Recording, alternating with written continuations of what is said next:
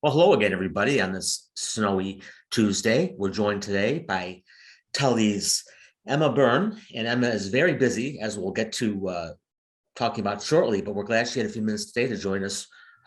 Right now, Emma is in the middle of a very exciting volleyball season. Tully is undefeated and looking like a contender again this year. So let's start with volleyball, since where we are. What has been going so right for you guys this year, and where have you gotten all your momentum from? Well, last year we came off of an undefeated season as well. So I think carrying over that momentum from the past year and knowing that this year we're going to get a sectionals, we're going to get a shot at, winning that sectional championship. I think that's like our momentum is definitely coming from the past year. And also the team this year, we're great friends. We have a great coach. Our whole community is in support of us. We're finally allowing spectators back at our games. So it's nice to get the community back in the gym cheering, and we have a great athletic director. They got some great games for us. Well, you mentioned last year being undefeated, and this year as well. That's 2 years without a loss, shooting for a sectional title, but conversely other teams are shooting for you guys. You're obviously very aware that you're undefeated, perfect record last 2 years. How much do you guys talk about that? How much does that factor into either motivation or pressure as the season advances? Yeah, we definitely take all of the press and the publication as motivation. We do feel some pressure, but our coach is really great about talking about it. He doesn't push it to the side or ignore it. He recognizes that we are getting a lot of this attention and that we are going to get a lot of these teams coming into our gym or us going to their gym, and they're going to be like, we want to be the ones to take down Tully. So he definitely does a really good job about like centering us and focusing on the game just ahead of us, focusing on the fundamentals. We can obviously do it. So he just reminds us that it's in our power. Like we just have to do what we can do. And obviously it's been pretty successful so far. So I think it's been working. Well, speaking of your coach and asking him about you in the season, one thing he comes back when the subject turns to you is your endless energy, that you are always yelling and exhorting in a kind way to your teammates. Always, never down, never running out of energy or being tired despite all your activities. Really providing the team with the jolt. So I know you say it a lot about a lot of kids, athletes. They always want to win, but not everybody has the dedication, energy to put in what it takes to win. Where do you think you get your energy from, and how do you try to translate that to helping out your teammates? I definitely just have a lot of energy in general. I've always been a pretty energetic kid. I've played sports ever since I was a young kid. My competitive spirit definitely comes from my competition that I've always had with like my brothers and also myself. They were pretty tough on me growing up, as any brother would be. So I kind of grew that competitive nature when I was just messing around with them, like in the backyard or whatever. And it definitely helps our team. I think that the competitiveness is something that you can't really teach that to a team. And I feel like our team in general, we have that. We always want to win. And even if we want to win so bad, we hate losing just as much. I know personally, I love winning, but it's just not in my nature to lose. I can't even be like, that's not acceptable to me. And even if there's a chance where like something bad isn't going our way, like I think it's really good that we know how to focus and get out of it and like put our talents to the best of our ability on the court anywhere in life, really, to kind of turn that around and get ourselves a win. Does losing stick with you for a long time, more than the joy of winning? Is it more the memory of losing that you remember?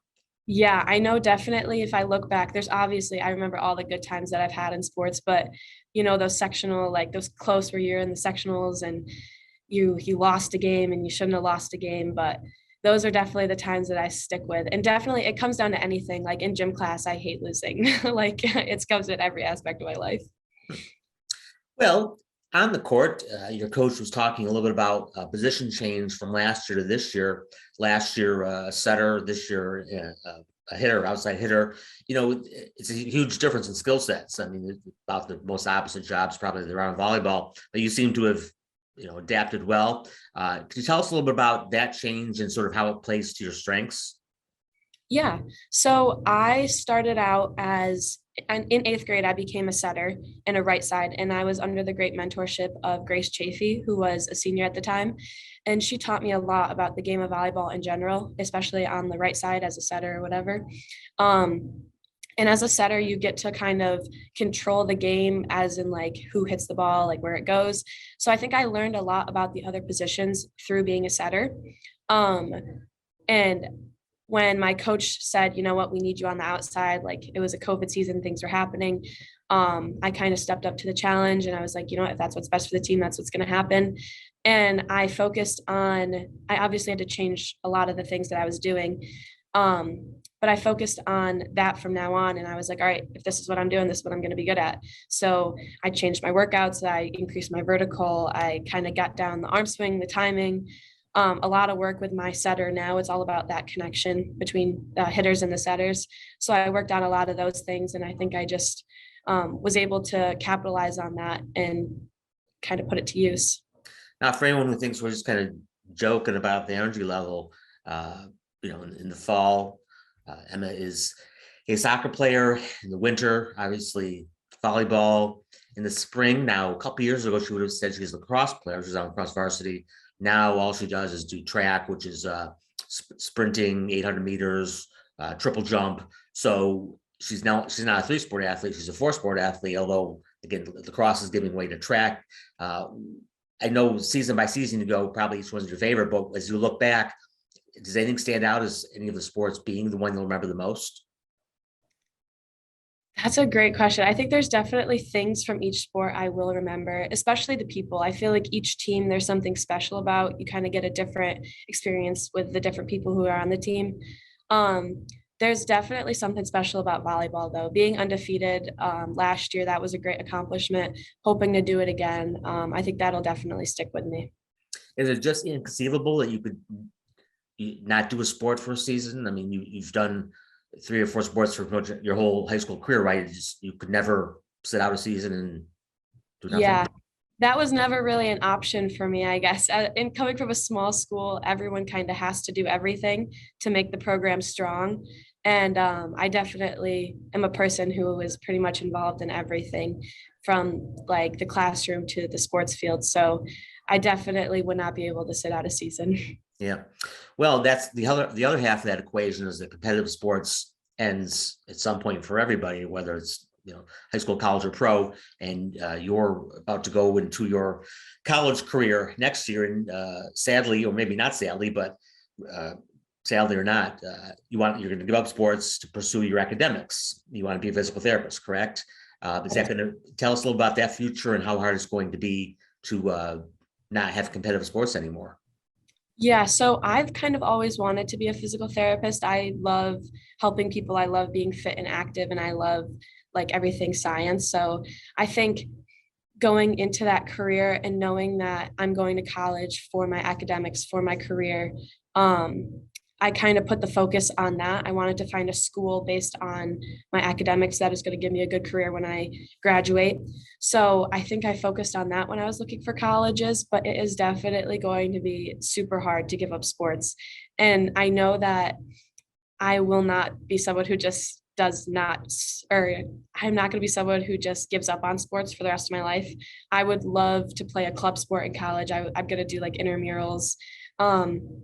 And even past that, I would love to be a coach someday. I would love to like take my experience and bring it back and help younger kids. And even through work in PT, you can work with a lot of athletes. There's a lot of opportunities to be working in gyms like that. So I'm definitely going to take that into my career. Can you imagine what life will be like when your school day is over, your class is over, and there's no practice to run to, and you can still do club, but there's your time is a lot more open, at least athletic wise. Yeah, I've definitely never been someone who liked to like have free time. I've always liked to stay busy. And I think that with the loss of sports, I'm definitely going to pick up something else, maybe some other hobbies, maybe something else. Yeah. Okay. Well, before then, there's a half of a volleyball season, playoffs, and hopefully a full spring track season. So a lot of fun to cram in for now and then. So you'll have one last chance to enjoy your time with your friends and over the summer. So we wish you best of luck in that. And that'll about wrap it up for today's syracuse.com SOS Spotlight Athlete of the Week. Please join us next week. We'll have another CNY athlete to talk to. Stay safe and warm, everybody, and we'll see you next week. Bye.